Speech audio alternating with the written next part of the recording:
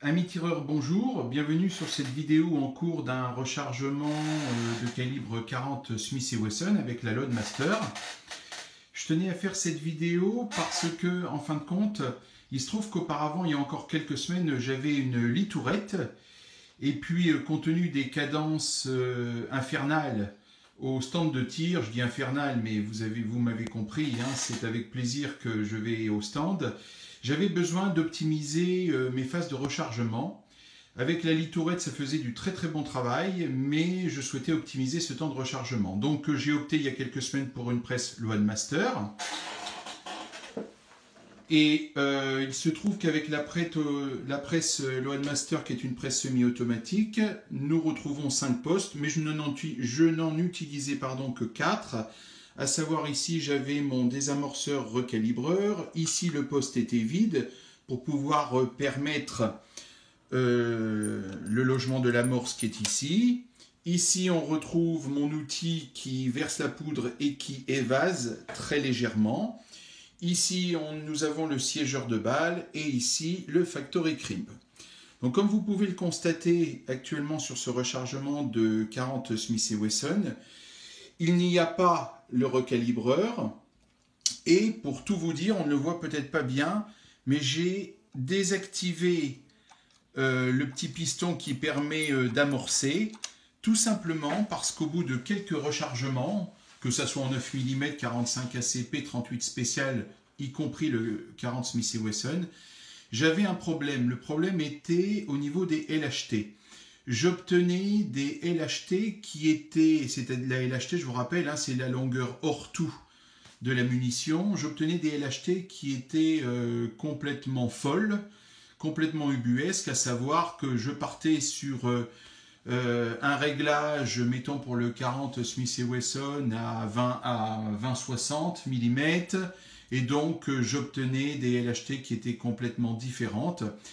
Et ceci m'a fait un peu peur, et j'ai pu, malgré le problème posté sur de nombreux forums, je vous avoue que je n'ai pas obtenu une réponse qui me satisfaisait, mais pour autant, je pense avoir trouvé l'origine de cette problématique. Alors, il se trouve qu'en fin de compte, lorsque j'avais mon outil recalibreur, ou voire même plutôt la phase où je mettais l'amorce, dès lors qu'il y avait une amorce qui se mettait de travers, avec l'outil, avec le déversoir d'amorce que j'ai retiré, il se trouve que mon bélier n'allait pas jusqu'en haut, et donc je me retrouvais avec des LHT qui étaient complètement différentes.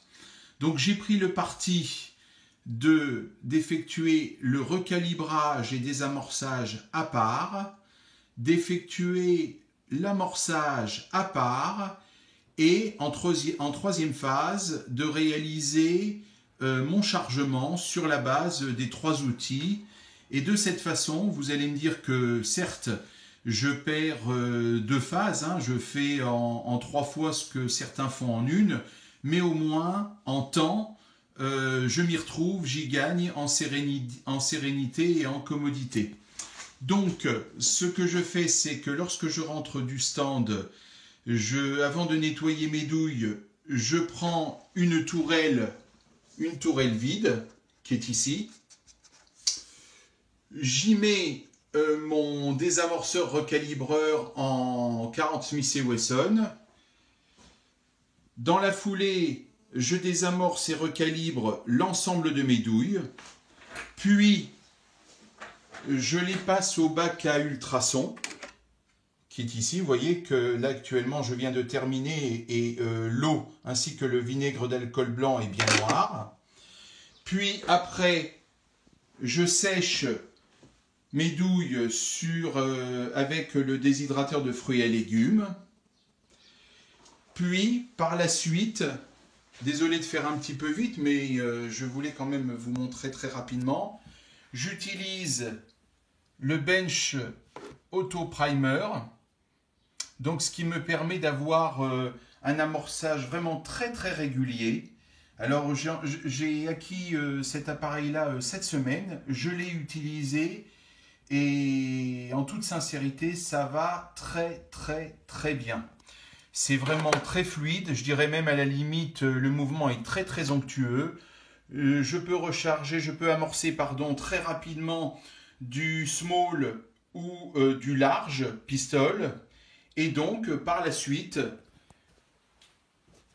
je conserve mes différentes ogives aux différents calibres et par la suite, je fais la troisième phase qui est l'évasage mise de la poudre, le siégeage de l'ogive et pour terminer, le factory crimp. Écoutez, moi j'ai trouvé mon rechargement optimal, ceci me convient et donc je n'ai pu voir très très peu d'incidents de rechargement et surtout, excusez-moi, j'essaie de le faire avec une main, c'est pas facile, j'obtiens des rechargements très réguliers et puis, comme je vous le dis, ce qui est assez important pour moi, une sérénité, tant au niveau de la mise de la poudre, de l'amorçage et puis surtout des LHT. Voilà. Écoutez, merci d'avoir suivi cette courte vidéo et à bientôt, sportivement.